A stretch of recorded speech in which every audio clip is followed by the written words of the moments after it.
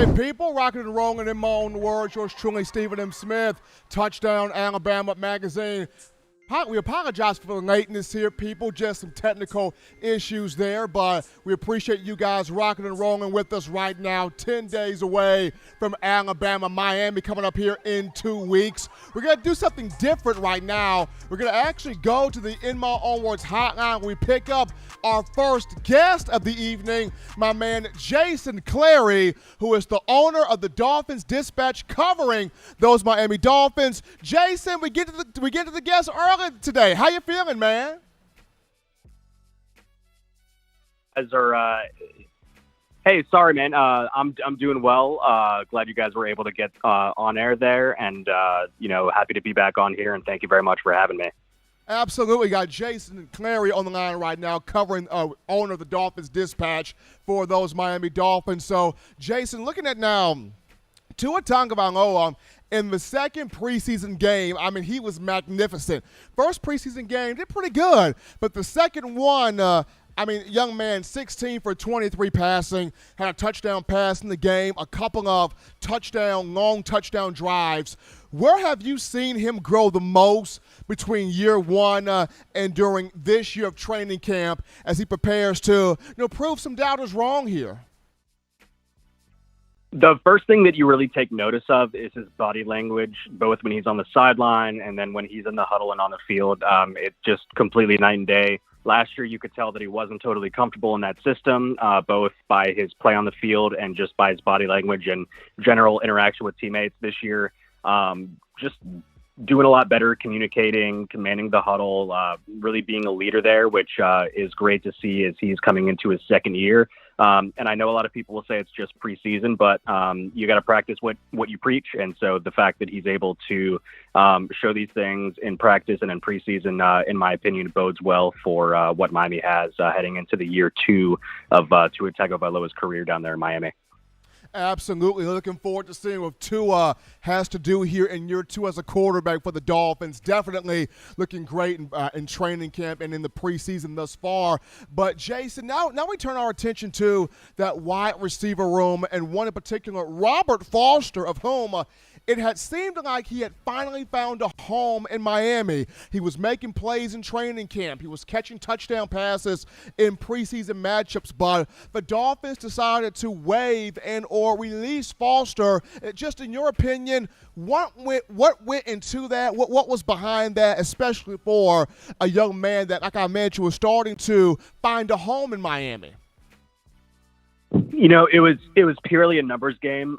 He was getting a lot of run with the first and second team. A lot of the reason because Miami had quite a few receivers out. They were down Devontae Parker, Will Fuller, and then Albert Wilson has also been out for a while. And those right there, other than rookie Jalen Waller, are probably Miami's top three receivers. So the fact that at the top of their receiver unit, they were dealing with a lot of injuries and absences of practice, he got a lot of opportunities in practice and in the preseason games to kind of work with Tua and work with the second team there. So I wouldn't say that he did anything wrong necessarily.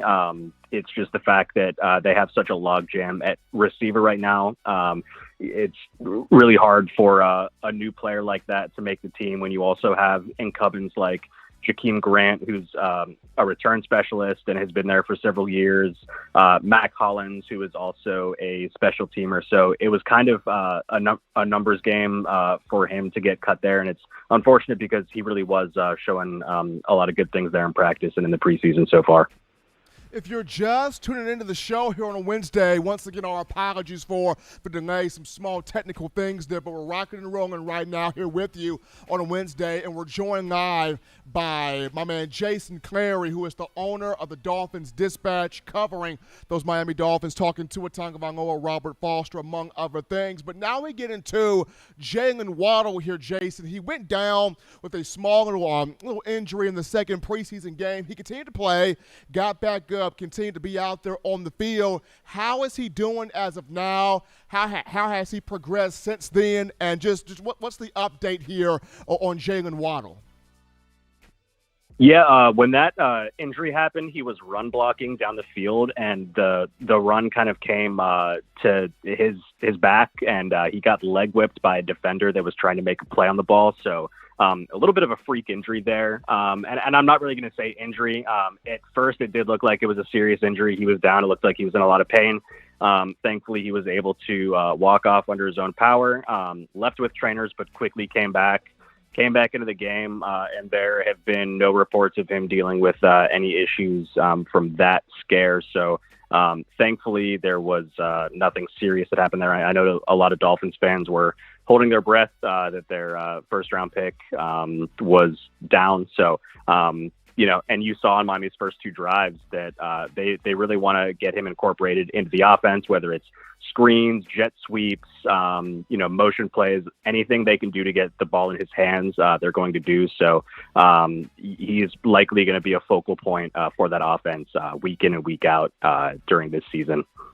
Happy to hear Jalen Waddle up and okay. He suffered that little injury there in the second preseason game. With good news that he's up, walking around, moving around, and taking part in practices for the Dolphins. He's going to be a marquee factor in this offense. But he is Jason Clary, ladies and gentlemen, owner of the Dolphins Dispatch with those Miami Dolphins live here with us on the show, talking to Tua Tagovailoa, Jalen Waddle, and one Robert Foster. Jason, man, appreciate you coming on, helping us out here on the show. You take care of yourself, man. Stay safe. Be good, my man. Hey, thank you very much for having me again, and hope you have a great week. Thank you very much, Stephen. Absolutely. Jason Clary, DolphinsDispatch.com, covering those Dolphins right there, going through the training camp and the preseason. But we go from one outstanding guest to another. We now bring on the big superstar, my man Alex Barth, covering the Patriots for 98.5 The Sports Hub, beat reporter and sports radio personality. Alex, a lot's going on right now, but first off, how you feeling? I'm feeling pretty good. We're less than a week away from some real college football, NFL right after that. It feels like football season. I'm loving it. Absolutely. Everybody juiced up right now, my man. Football season is here. It's upon us. We're rocking and rolling with it. But Mac Jones this week, throughout this week, Cam Newton not at practice due to some, COVID misunderstandings there where the Patriots are concerned. So Mac Jones got the bulk of the reps with the first team offense. And today, so many reports coming out. He was 35 of 40 passing, surgical accuracy, threading the ball in with double coverage, but making plays, just really putting the ball exactly where it needs to be at. And having many people feel like, Mac can really take this starting quarterback job week one. So where are we at this point, Alex? Can I break this down? How close is Jones to taking the starting quarterback job week one of this season? Yeah, he's pretty darn close. I mean, I kind of said all along, I think I said it to you when I was on with you after the draft. I don't know that Mac Jones was ever going to be able to win the starting job. I think Cam Newton had to lose it. And that's what we're witnessing right now. Cam Newton's not out there on the field, and Mac Jones is out there. And, the first 2 days without Newton, he was good, not great. It was kind of what we've seen. But today he stepped up and grabbed it. And if he has another performance like this, and then we'll see what he does in the preseason game against the Giants, and Newton doesn't elevate his game, it's going to be really hard for them to not start him. I mean, there was an NFL quarterback on the field today, right? It was a joint practice. They're working against the Giants. Daniel Jones, who's I'm told is an NFL quarterback, supposedly is an NFL quarterback, and Mac Jones looked miles ahead of him in just about every facet of the game. So he's pretty darn close, I'll tell you that. When you talk to receivers about Barth, about Jones, Alex, what did they say about him, whether it's his leadership, his arm ability, his accuracy? When you talk to pass catchers on this team, what do they say about Mac? Well, so I'll give you one beyond the receivers first. Matthew Slater, who is the longest tenured Patriot, special teams guy, multiple-time All-Pro, the leader in the locker room, the biggest voice in that locker room. He was asked about Mac Jones yesterday, and he was raving about just the character, right? Talked about how Jones has come in, done all the right things, said all the right things. He's eager. He's, he's made it so everybody on the team kind of likes him. So, Matthew Slater's a guy that not a lot of people outside of New England know who he is because he's a special teams player. But when Matthew Slater talks, you listen. He's that kind of guy. He's not going to BS. He's not going to just feed you lines. When he says something, he means it. And he spoke incredibly high of Mac Jones yesterday. As for the receivers, I thought an interesting interaction today with Kendrick Bourne. Somebody asked Bourne about the trust level between him and Jones, and he said, I run in cuts all the time. Mac Jones trusts me to catch the ball. I trust him to not lead me into trouble. And that's a big part of it. I think that for a guy who's just coming in, any player who's coming into a new system, rookie or not, if you're a quarterback, you have to build that chemistry with the wide receivers. It's just going to make things so much easier for you. And it sounds like and it's not just what Bourne said, it's looked like it through the last couple of weeks. He's done a tremendous job getting on the same page as his receivers, making sure they see things the same way, and just the overall chemistry of it. If you're just tuning into the show here on a Wednesday, we are joined here by Alex Barth, covering the New England Patriots beat writer and sports radio personality for 98.5, the Sports Hub. So, Alex, we look at now, the Patriots traded Sony Michel to the Rams. So now, is it Damian Harris time in New England? Is it Damian Harris time? It has to be. I mean, they're going to be a running back by committee. They always are. It's what they've done for the last 5 or 6 years. But Harris is going to be the main back. And more importantly, I think he's going to, not in terms of total carries, because they'll spread that out, but, when you got to have it, 3rd and 1, right? Late in the game, you need a first down to run the clock out. Whatever the case is, Damian Harris is going to get used in those high leverage situations, and he earned this. He came in, didn't play a ton his rookie year, and then last year he was better than Sony Michel. He played his way into the starting job. It is now his, and this is a team that's going to run the football a lot. So, again, I don't know that he's going to, get 300 carries like a Derrick Henry type, but the Patriots running game is going to go through him. He is Alex Barth, ladies and gentlemen, covering the New England Patriots beat reporter and sports radio personality for 98.5, the Sports Hub out of Boston, talking Mac Jones, Damian Harris, the odds of Mac Jones taking the starting quarterback job from Cam Newton. Really, really high right now. Alex, as always, man, appreciate you coming on to spend some time with us. Stay safe, man. Be good. Continue that awesome Patriots coverage, brother. Thank you very much. I appreciate it. Have a good one. Absolutely. Alex Barth covering the New England Patriots, 98.5, the Sports Hub out of Boston. Just great things happening there for Mac Jones, Damian Harris, and the rest of the crew. We're going to go to a break right now here, folks, on the show. When we get back, we jump to the phone lines for the first call segment. We're taking your calls, your thoughts, your tweets, your interactions. A conversation with you, the Bama fans, comes after this. Don't touch that dial. Call in right now as we're taking your calls up next on In My Own Words with Stephen M. Smith. Brought to you by We Own the Fourth Quarter. Visit weownthefourthquarter.com now to get your 4-finger bling necklace. I'm Malachi Moore. You're watching In My Own Words with Stephen M. Smith on Touchdown Alabama's YouTube channel.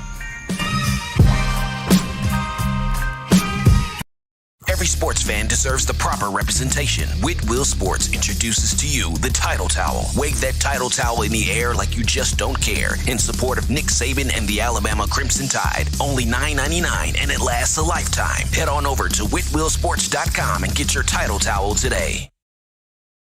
Remember the taste of Grandma's delicious sweets?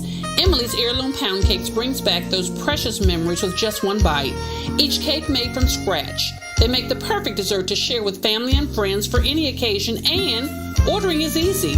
Visit emily'sheirloompoundcakes.com. Click the online store and shop. Then pick up your fresh cake at the kitchen in downtown Homewood.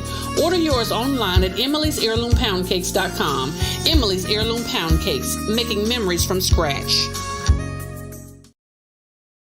Back into the action, folks. Back inside from the break of the number one forum for Bama football news. In my own words, yours truly, Stephen M. Smith. Touchdown Alabama Magazine on a Wednesday as we are 10 days from Bama, Miami. We're talking about where A.J. McCarron, Mac Jones, Robert Foster, Henry Henry To'o. We are 10 days away from Bama, Miami, coming up really, really close here Saturday, September 4th, 2:30 p.m. Central Time, Mercedes-Benz Stadium in Atlanta. I'm pumped up for it, but as we're back in here, we got the phone lines open right now, 205-448-1358. That's the number right there to let your voice be heard on the show, 205-448-1358. As you're getting your thoughts together to call in, we got a quick topic to go to right here, and that being the Crimson Tide.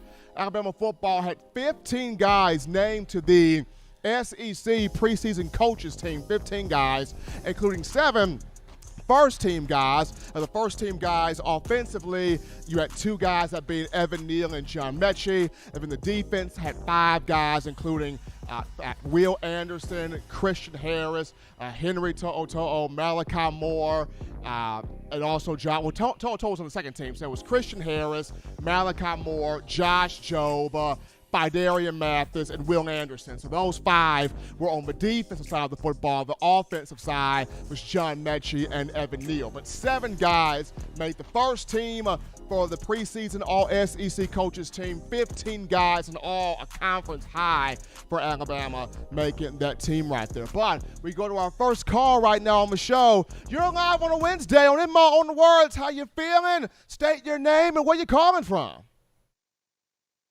Ooh, this is Red Hot Al from Colorado, sweltering out here. It's having some few hot days in Colorado. You'd think it was summertime or something. But roll tide there, man. Absolutely, Al. I mean, what's on your mind right now, man? Well, I'm wondering, is Helm still kind of day-to-day with that ankle? I was looking forward to him starting there at that free safety spot. What have you heard?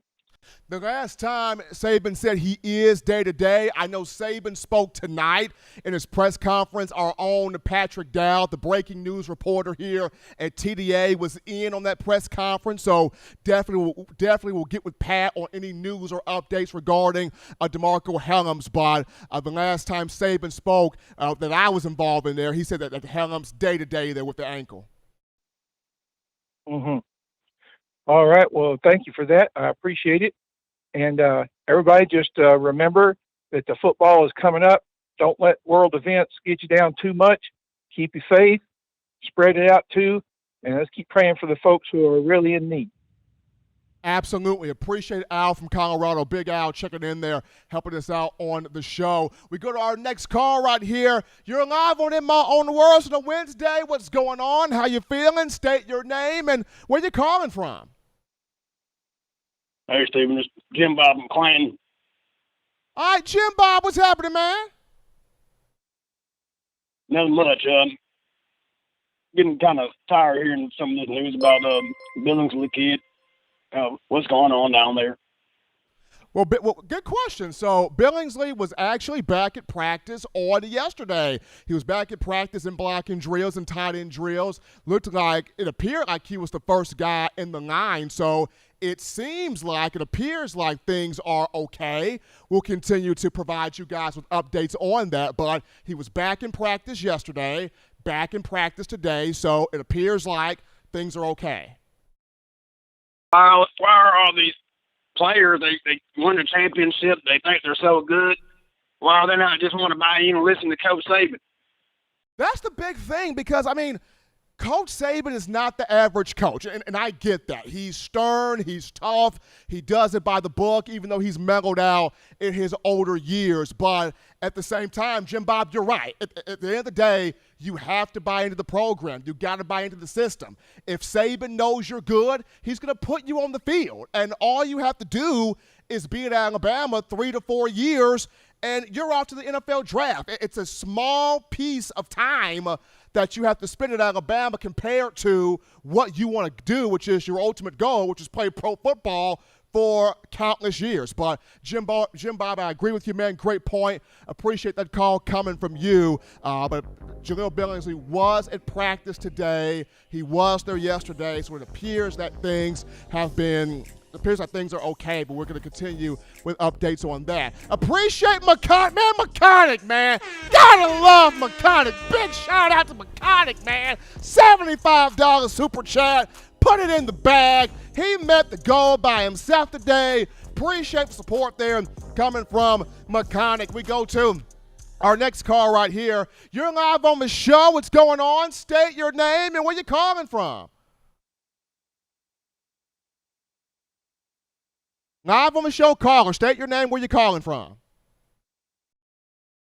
Unfortunately, lost that caller right there. But 205-448-1358, number to call in. But we're going to actually go to a break right now on the show. But upon our return, we're going to actually get into a kind of interesting conversation. So you as Bama fans, you're intrigued by all the players, by every player, especially those that don't seem to get as much pop, as much conversation, as much noise as they need to. So we're going to talk about those types of players that need more conversation right after this.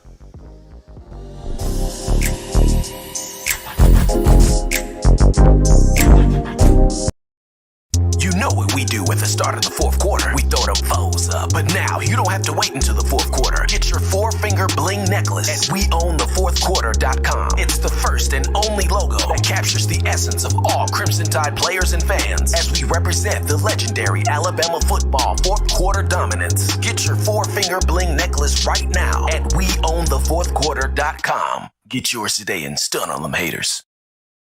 Touchdown Alabama Magazine is Alabama football's premier publication. A subscription to Touchdown Alabama Magazine is the perfect gift for any Alabama fan. For exclusive news and information, recruiting updates, a free annual print magazine, and more, go to touchdownalabama.com and click join. Only $7.95 per month, or pay $74.95 for a full year subscription. That's a yearly saving of $20. Go to touchdownalabama.com today and roll Tide. Rocking and rolling back in here from the break of a number one forum. Top taken right here when you talk your Crimson Tide football news. In my own words, yours truly, Stephen Smith of Touchdown Alabama Magazine on a Wednesday. Happy to have all of you checking us out, joining us here on the show. And we get into kind of a cool conversation. So, you know, the U.S. Tide fans, you guys enjoy all the players. You want to be updated on all the players. You want to know how all the players are doing, even the ones that may not get the love, the conversation, the clout, the dialogue from many people in the media. You want to know how each and every player is doing for Alabama. So we're going to kind of do this right now. We're going to put the spotlight on guys that don't get a lot of pop, that don't get a lot of dialogue, that don't get a lot of attention, and kind of just update you guys on how they're doing. So first and foremost, we go to the wide receiver room where we pick up Asia Hall, the freshman from Florida, 5-star, 6'3", 195 pounds. So Hall, he exploded on the scene during the A-Day game. I mean, he was Mr. Can't Miss, Can't Lose, Mr. He's that dude. You know, 4 catches for 72 yards from Hall in the A-Day game. Everybody was talking about him. Everybody was buzzing about him in the spring. But since then, he's kind of tapered off just a bit. This is not saying that he's not good. This is not saying that he's not talented. This is just, you know, he's out there, but you've got guys like JoJo Earl and Christian Leary and Ja'Cory Brooks. So these guys as freshmen are really taking that next step up. They're really trending forward. They're really trending, you know, high right now. And Asia Hall has been kind of working with the third-teamers out there. So this is not saying that he's bad. This is not saying that he's not a good player. He's not a capable player. He's not a quality player. This is just saying that there are other guys on the roster at wide receiver, in particular the freshmen I mentioned, Leary, Earl, and Brooks. They are really taking the next steps to push to be out there in the field, getting that playing time. But just a little update there on Asia Hall. As we transition now into Bayou Jones-Bell, Jones-Bell has had a good camp. He's had a good camp. He's had, you know, 2 good scrimmages. He caught the 66-yard touchdown pass from Paul Tyson in the first scrimmage. He's got speed. He's got athleticism. You know, he can break for some big plays. But other guys on the roster at that position have, I guess, kind of a bit more get up and go than he does when you look at just the Trayshawn Holdens, the Learys, the Earls, the Brookses. And then you got, the Metchis, and you got the Jamison Williams, the Slade Boldens. Other guys kind of have a bit more pull than he does. Not to say that he's a bad player, really talented player, good player, but other guys are kind of trending a little bit more so ahead of him, and his time will come. His time will come. Probably won't be necessarily this year, but his time will come. But Bale still having a good camp, still having good performances in the 2 scrimmage games. As we move on here to Javon Baker, and this is the guy that had been doing so much talking on social media about, I'm going to make y'all feel me, I'm going to make y'all see me, I'm going to make y'all understand me. And he started off getting, a little bit of conversation because people saw the size, the height, the physicality, the ability to kind of go up there and go get it.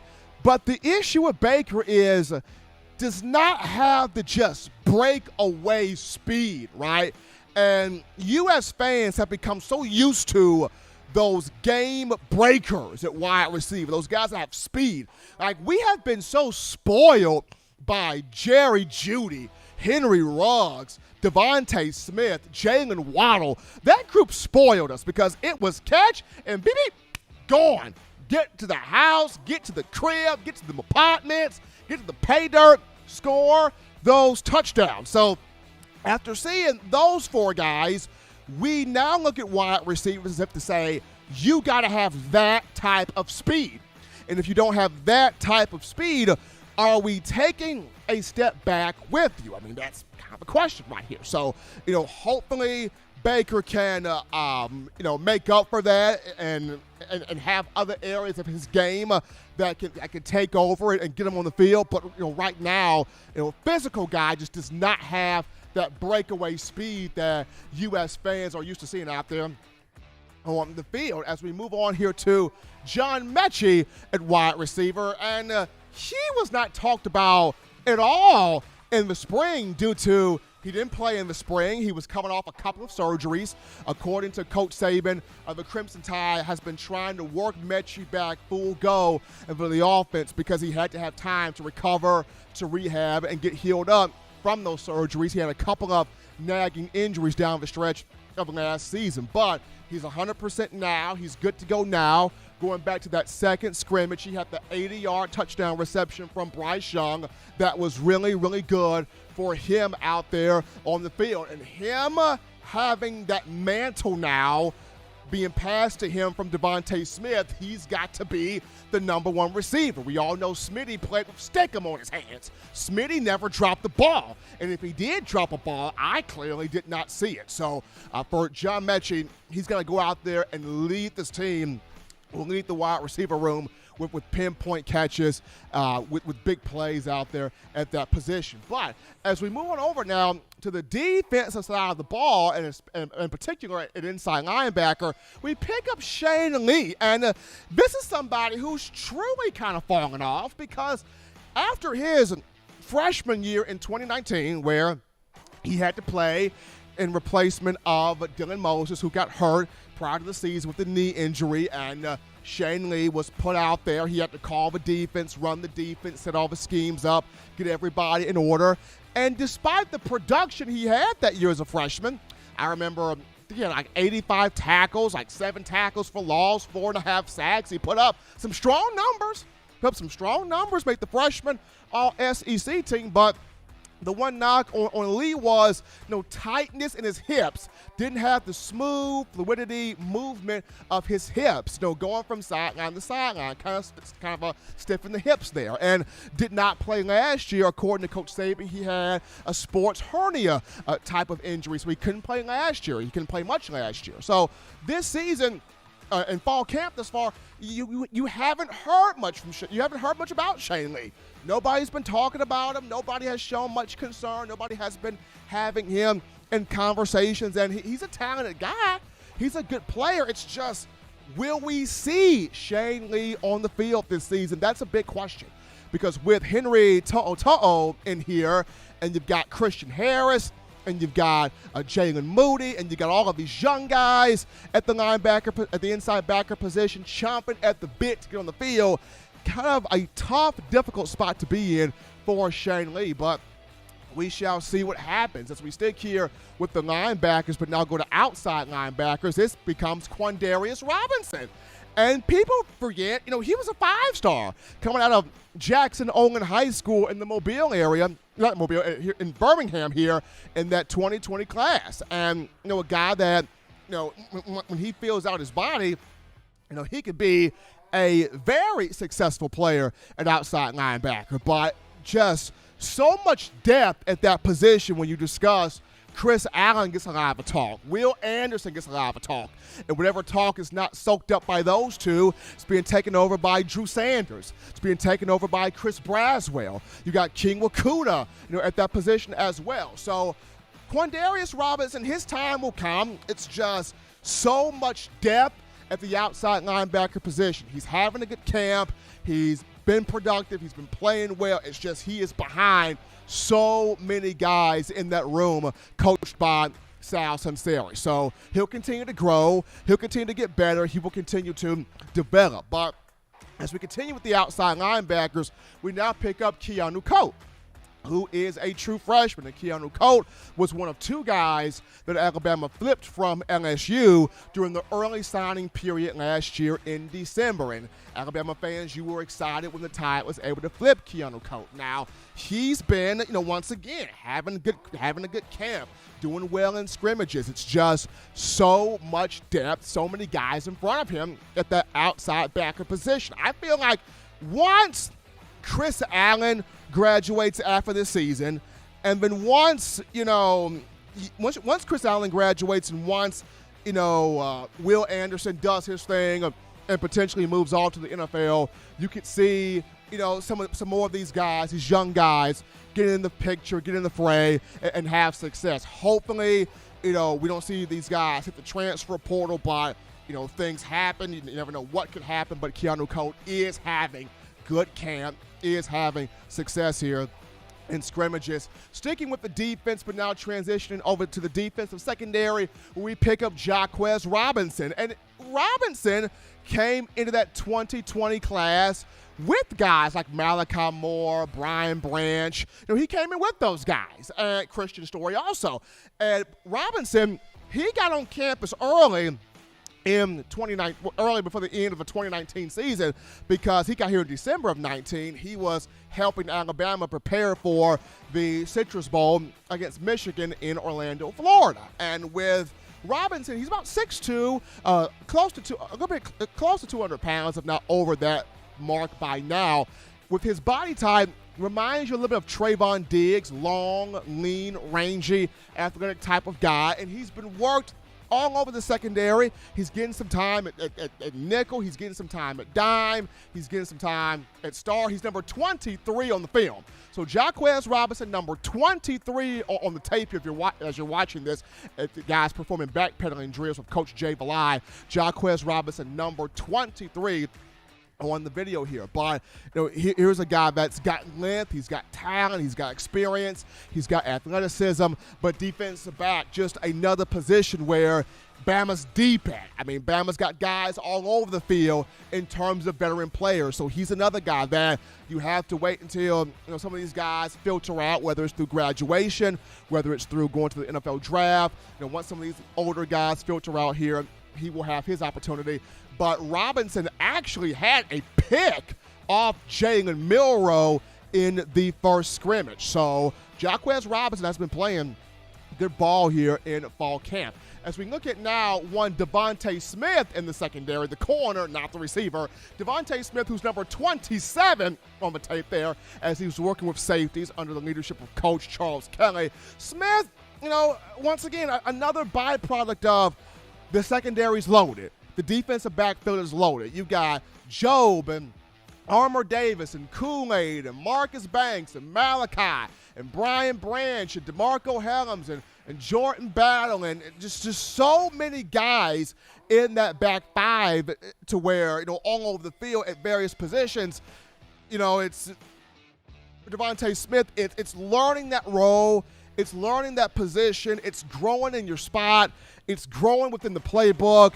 Having a good camp, performing pretty good in scrimmages. It's just, you're behind so many guys, and I've said this multiple times. The 4 positions Saban recruits the most, he's always going to get a stud and a ton of studs. That's running back, wide receiver, defensive back, and linebacker. So guys like Jacquez Robinson and Devontae Smith, kind of the beneficiaries of, they're behind a bunch of studs and kind of have to wait their time to get on the field. As we go now to the offensive line and we pick up one Pierce Quick, this is a guy that I've been waiting to see get on the field, potentially being a starter, because he was nasty at Hewitt-Trussville High School, and at Bama, he's now put on weight. He's now 6'5", 309 pounds.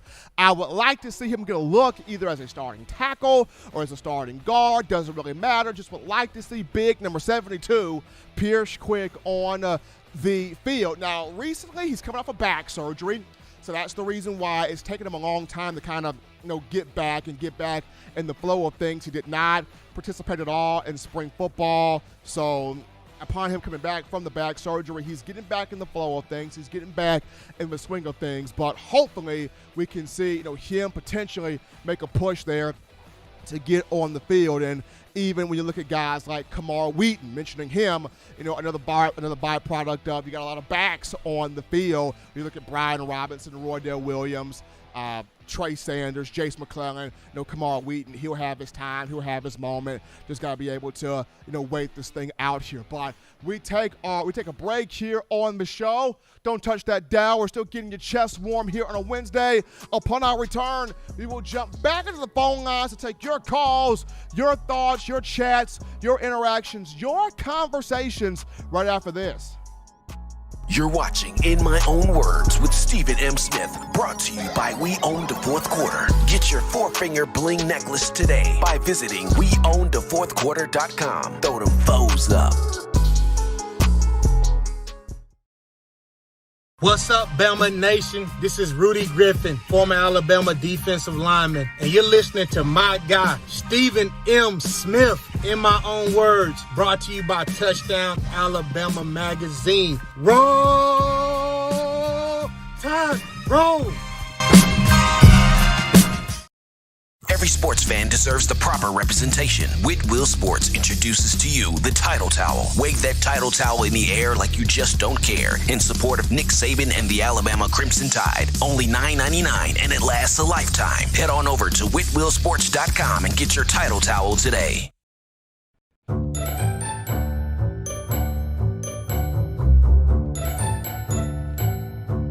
Look at all these great players in Touchdown Alabama Magazine. Man, wait till I turn up this year. I'm gonna be on the front cover.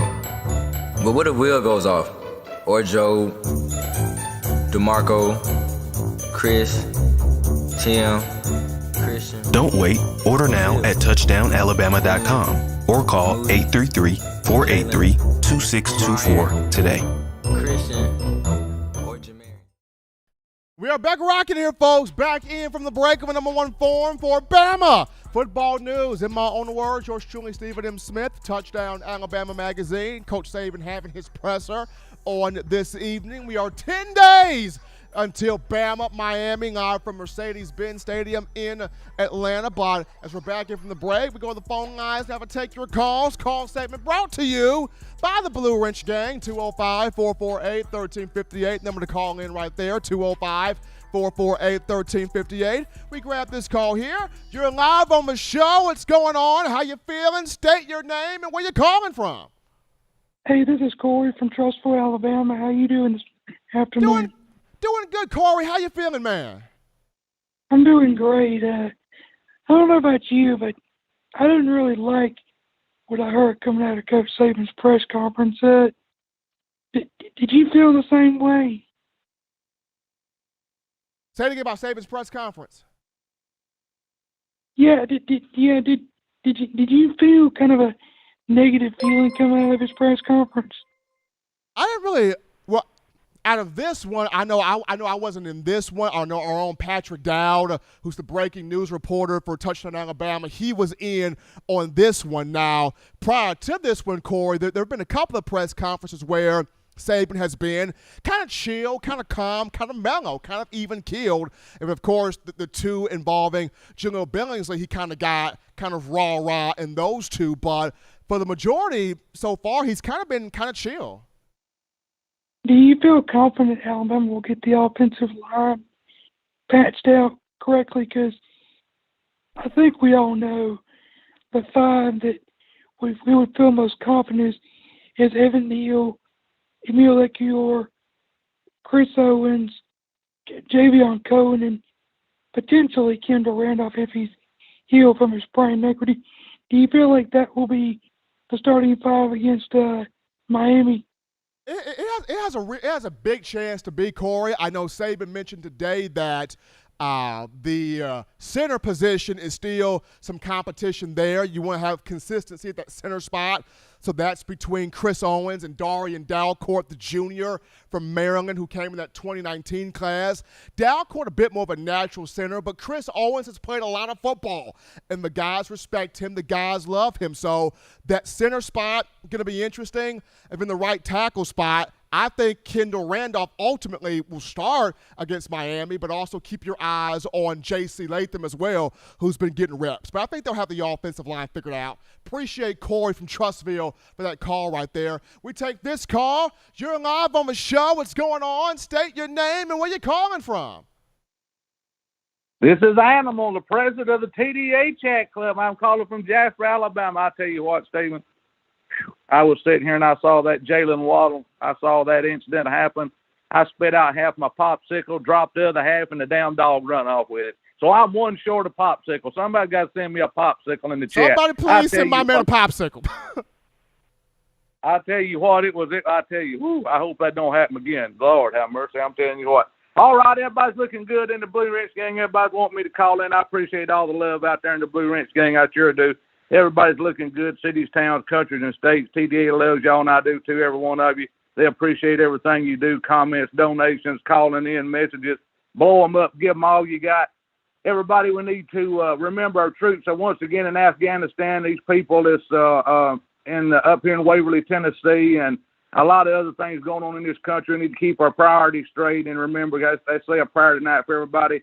So everybody's looking good. I'm going to try to get back in here on Friday. I got a few things going on. So everybody stay safe. I love everybody, and we'll see y'all on Friday. Bye-bye, everyone. Appreciate the call there coming from Wayland. Yes, that situation with Jalen Waddle where he took that awkward fall in that preseason game scared me too. But he's up, he's good, he's okay. And we take our call right here. You're live on the show. What's going on? State your name and where you calling from today. My name is Richard Hood, and I'm calling from Tuscaloosa, Alabama. And I had a quick question for you. Have you heard anything about Jamarian Latham, the 4-star defensive lineman that was recruited to Bama last year? Okay, to me, man, that's the sleeper on the line. To me, that's the sleeper. I mean, he had a great spring. He's had a very good summer. He's had a very strong camp. Nobody's really talking a lot about him, but he's among that next wave ready to pop. I can tell you that right now. He's among that next wave ready to pop. Coach Freddie Roach really likes Latham. Yes, sir.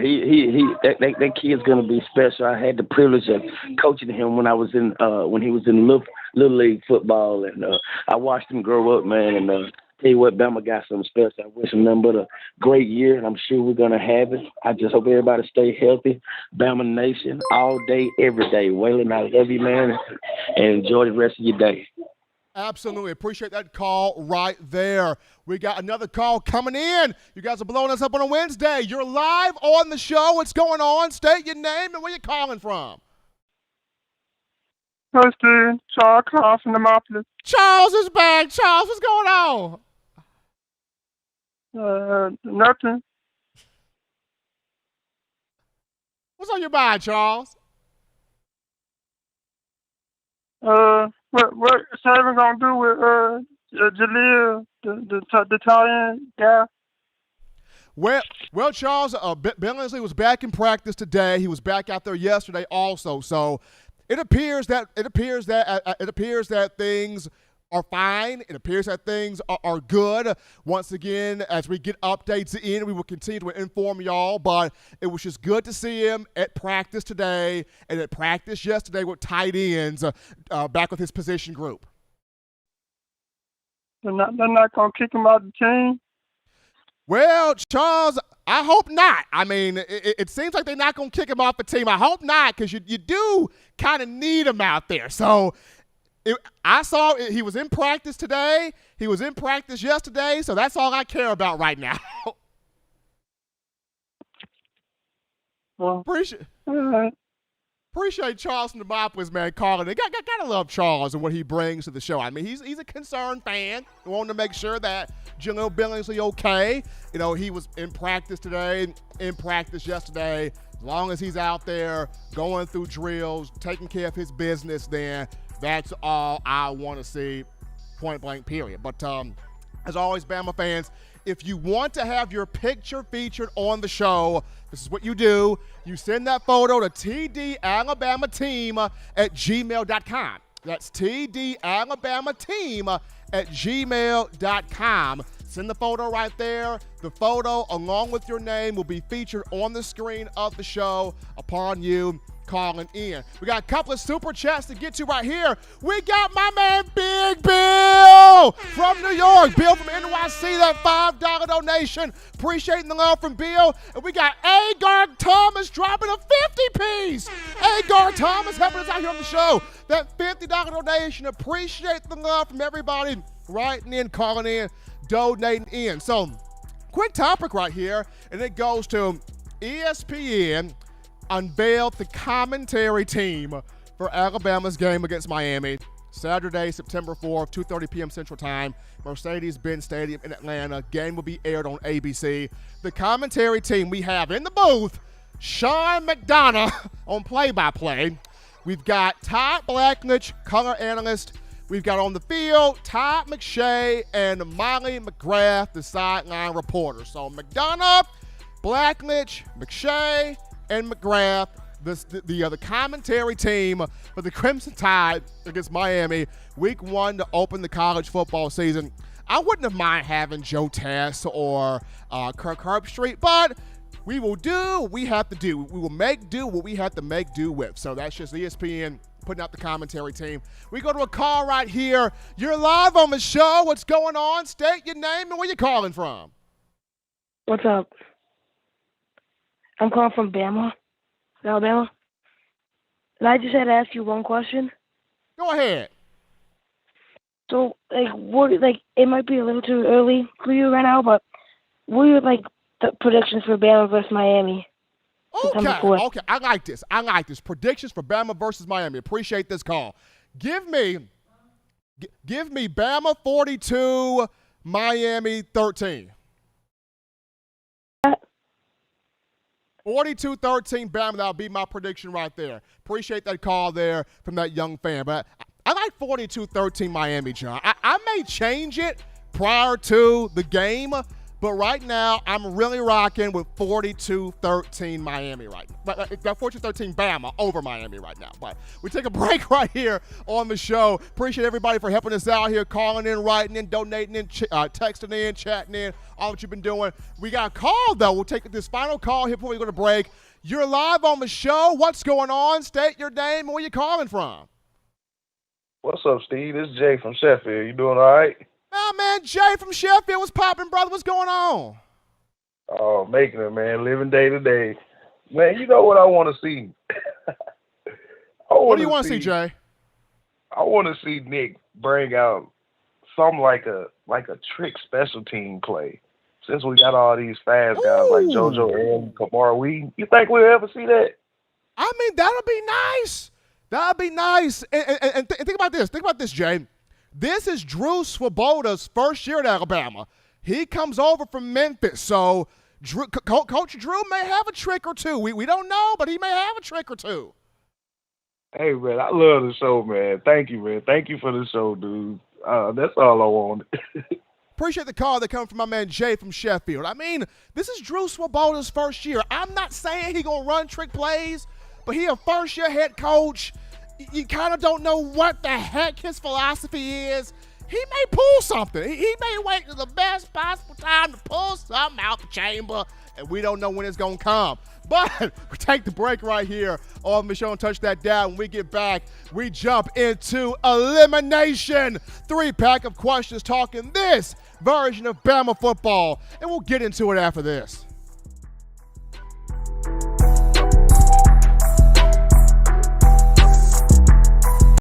What's up, ladies and gentlemen?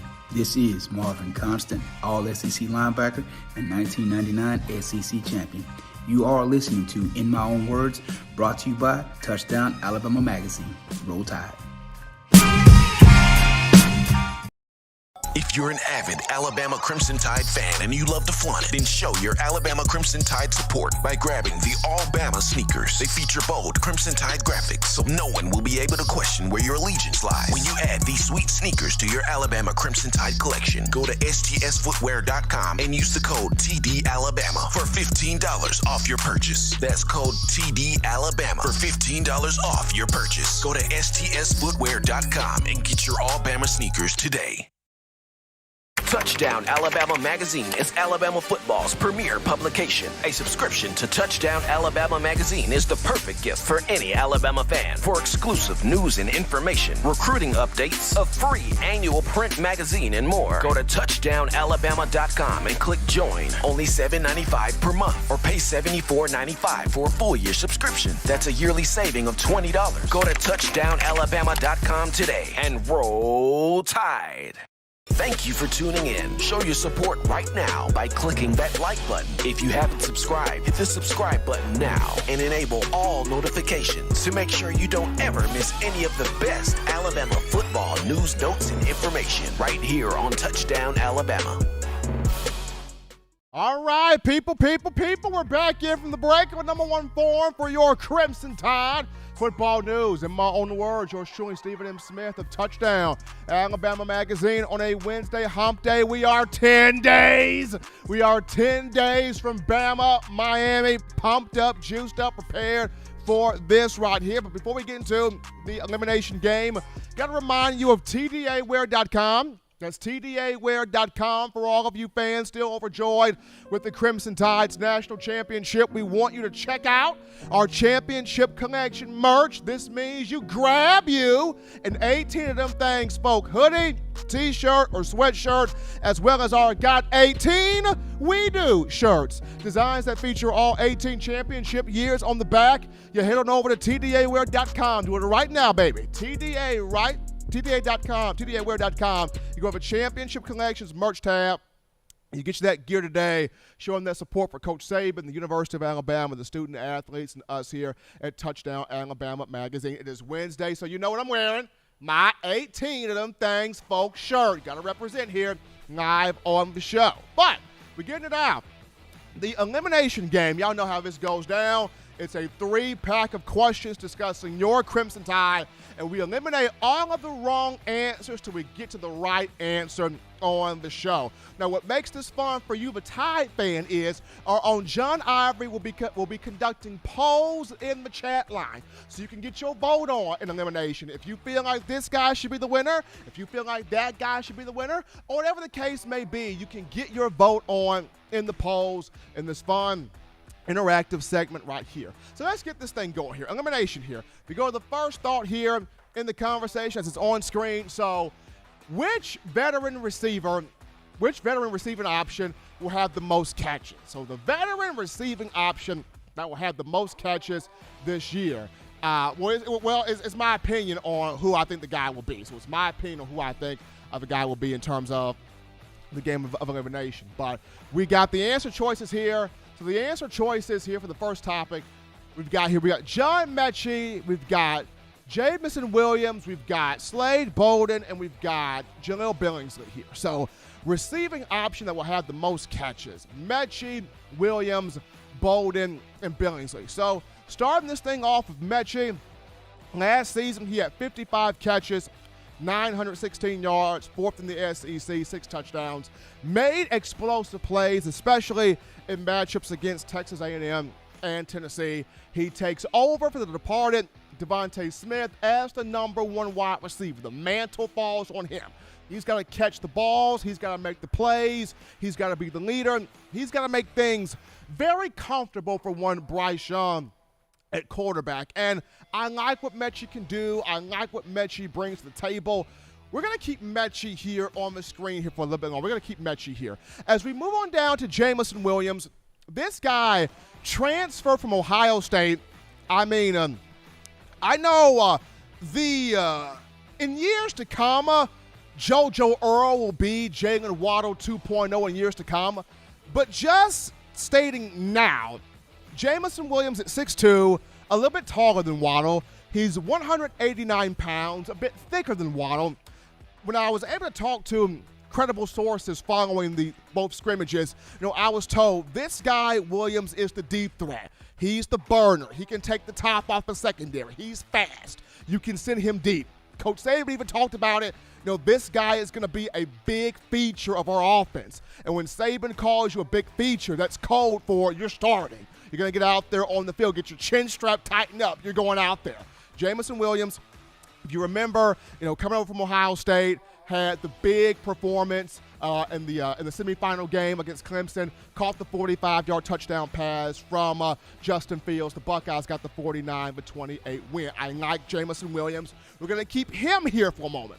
As we move over to Slade Bolden, I like Slade. And so far, he has managed to fend off Christian Leary, fend off JoJo Earl for the most part, still the main guy to start in the slot there for the Crimson Tide this season. So I like what Bolden brings. I like what he can do. A guy that down the stretch of last season, he had a lot of moments where he stepped up and made plays, but we're going to put Bolden off here for a minute, and that gives us to Jamil Billingsley. Jamil back in practice today, was in practice, yesterday. A guy that has big play potential written all over him.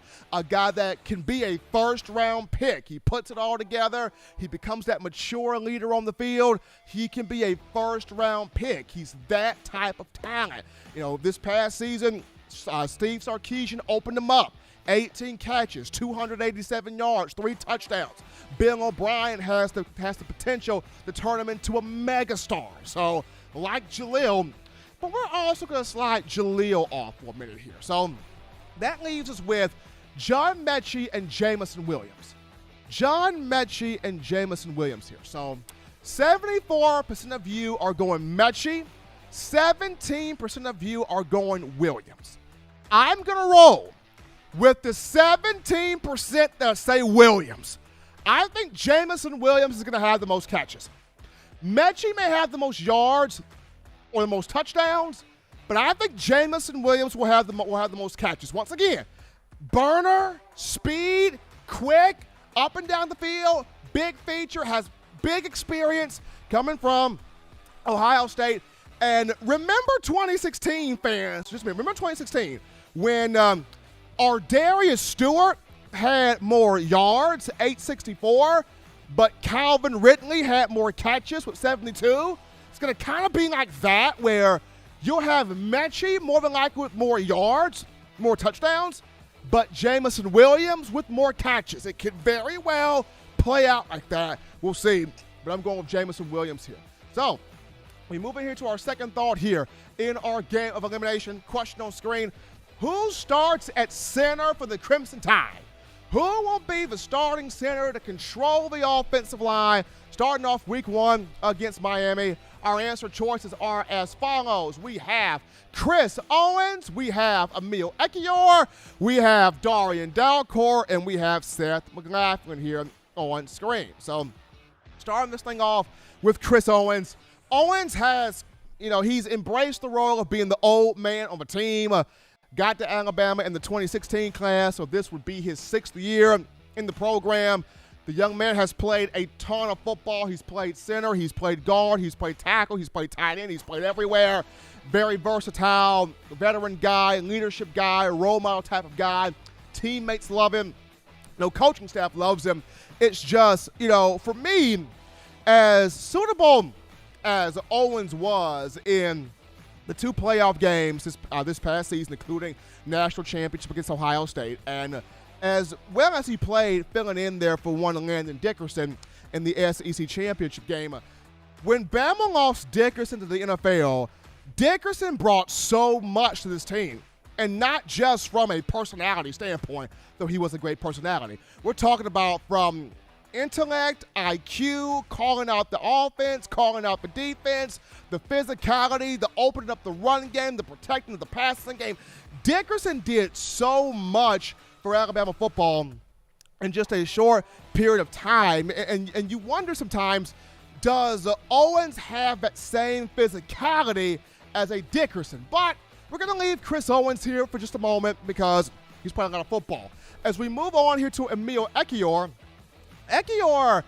he has the ability, the versatility to play both guard and center. When he came out of high school in Indianapolis, Cathedral High School, in the 2018 class, he brought that type of diversity. He could play guard, he could play center very well in a phone booth, high IQ, high intellect. And down the stretch of last season, really started to come on at that right guard spot. But we're going to slide Ekior to the side a little bit here. Like Ekior, we're going to move him off here. So we down at Darian Dalcourt. And Dalcourt at 6'3", 300 pounds, product of St. Francis Academy in the state of Maryland in that 2019 class, 4-star prospect. This guy, to me, is a naturally gifted center. He looks like a center. He feels like a center. He moves like a center. And you know how you just look at people and you go, that guy looks like something. Darian Dalcourt just looks like a center. He looks like a college football center. He's got that nastiness. He's got that athleticism. He's got that physicality. He's got that quick feet. He can move. He is very rangy at that position. He's gotten experience the last 2 seasons, the last 2 to 3 seasons last 2 seasons as a backup. So I like Dalcourt. Let's keep him here. So we'll move on now to Seth Mclaughlin. Of whom McLaughlin, good prospect, good kid, good guy, but out there working hard in fall camp, working hard in the scrimmages. And McLaughlin's got some tools, but right now he's sort of the third team center. So we're going to move McLaughlin off here. So that leaves us with Chris Owens and Darian Dalcourt. Let's hear from the fans. 85% of you are going, 86% of you are going Owens. 10% of you are saying Dalcourt. Coach Saban is saying there is competition at the center spot. Need more consistency at that spot. So I'm going to go with the 10% with Darian Dalcourt. I like Chris Owens. He's got a lot of experience. But Nick Saban saying this close to the first game of the season, he's saying we need consistency at center. And if Chris Owens is not giving you that consistency at center right now, and we are 10 days away from Bama, Miami, this means Darian Dalcourt's making a serious push. Darian Dalcourt's making some serious waves. And Nick Saban's starting to look at that guy as a potential guy there at the center position. But we'll see if Chris Owens can really sort of fend him off there, but really like Dalcourt there, starting center there for the Crimson Tide. But we move on here to our final thought here in terms of elimination, 3-pack of questions discussing your Crimson Tide, and this goes to the defensive line. So the biggest sleeper for the Alabama's defensive line for this season, we got our answer choices for you right here. It's either Stephon Wynn, then we've got Justin Aboigbe, we've got Byron Young, and we've got Jamarian Latham. Biggest sleeper here on the defensive line. Wynn, Aboigbe, Young, and Latham. Starting this thing off with Stephon Wynn, I remember when he came in 2018 as a 5-star from Anderson, South Carolina, by the way of IMG. People thought, okay, this kid's the real deal. People thought this dude's going to be something, this guy's going to do something, this guy's going to become something, this guy's going to turn out to be great, and just has not materialized, just has not quite manifested here for Alabama. Good guy, just has not quite been the player that he would like to be on the field right now. So we're going to slide Stephon Wynn off. Hopefully he has a good year. We're going to slide Stephon Wynn off, though. So We go now to Justin Eboigbe. Here is somebody that has not really gotten much conversation, and he's played quite a bit here in the last 2 seasons, 2019 and 2020. He's recorded an interception. He's gotten sacks. He's gotten quarterback hurries. He's gotten tackles for losses. He's played in 23 games in his career. So, Eboigbe's gotten some experience. And, he's talked about how deep the rotation is on the defensive line, how Coach Roach has worked with him on his technique, got him good, got him straight, got him right. So, we're going to keep Eboigbe on the screen here for just a moment. We move on now to Byron Young. This is somebody I really like. Young, nasty, mean, physical, athletic, from Mississippi. I mean, Freddie Roach loves this dude. Coach Saban has talked about it. He's one of the more fast, quick twitch, edge guys on the defensive line, that being Byron Young. He can get sacks. He can stuff the run. He can play. He can get to the quarterback. He can force fumbles. He can create turnovers. Really like Byron. But Byron's been getting Byron gets pop. Byron gets conversation. So we're going to slide Byron Young off here. And so now we've got Jamarian Latham. People, my high school alma mater, Francis Marion in Perry County, we played against Latham down there at Pickens County. Latham is a dog. Those 1A kids are flat out dogs. And Latham's high school head coach was Michael Williams, former Alabama tight end, 3-time BCS national champion.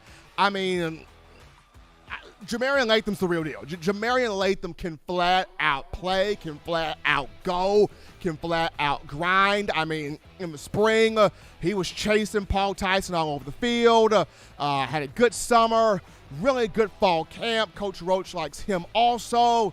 So we're looking at Justin Eboigbe or Jamarian Latham, biggest sleeper here of a defensive line. Justin Eboigbe, Jamarian Latham. So 50% of you are going Latham, 33% of you are going to Eboigbe. For the first time out of 3, I'm rolling with y'all, the fans. Give me Big Latham. Give me Big Latham, John. Jamarian Latham, the biggest sleeper on this defensive line. And I think he's the next one in the wave. He's the next one in the wave to pop. Keep your eyes on 93. He's a madman. Big man, athletic man, can move, can affect the passing game, can stop the run. I remember in one of the scrimmages, he laid Brian Robinson out. I was like, God dang! He laid B-Rob to the ground. You could hear them pads pop. I was like, shoot!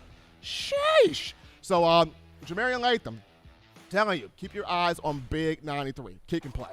Kick and flat out play. I think he's next in the line here to potentially pop. But that's fine. That was fine. It's always good playing elimination, 3-pack of questions, eliminating all the answers down until I get to the one that, in my opinion, will be, could be the answer right there. But it's always a joy being able to do this with you, the Bama fans. And as always, Bama Nation, you want the best in news, notes, information, and coverage on your favorite program, that being the Tide. You can get this by accessing the Touchdown Alabama Magazine app. You download the app from the iPhone App Store. If you're rocking Team Apple, Google Play Store, if you just so happen to have the Android phone. For your audio listening needs, we got you covered right here in iTunes or Apple Podcasts, Spotify, Stitcher, Spreaker, Google Play, Overcast.fm, TuneIn Radio, or iHeartRadio. Got you covered right there. Gotta shout out Spencer the Man Reveley with that cool $5 donation helping us out here on the show. Appreciate the love they're coming from my man Spencer. Also, Tide fans, you can purchase individual copies of Touchdown Alabama Magazine. Have those sent to your door. That link will be found in the description. Also, if you're trying to get that fresh edition, print edition of TD Alabama, the magazine, you can go to touchdownalabama.com, click join, become a member, a subscriber today. If you're also trying to get your hands on the 4-finger bling necklace, 4-finger bling jewelry, courtesy of our guys at weownthefourthquarter.com. That's weownthefourthquarter.com.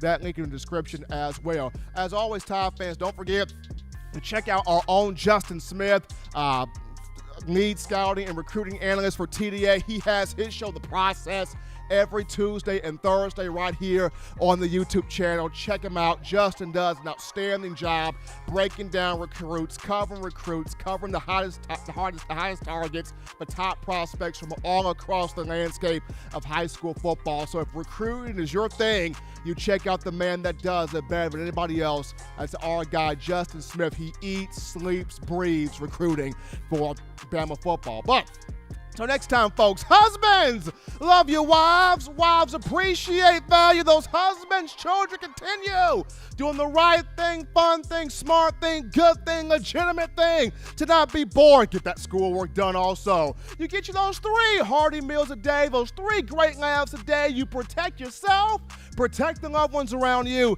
Until next time, good people, I'm your man, Stephen M. Smith. This has been In My Own Words.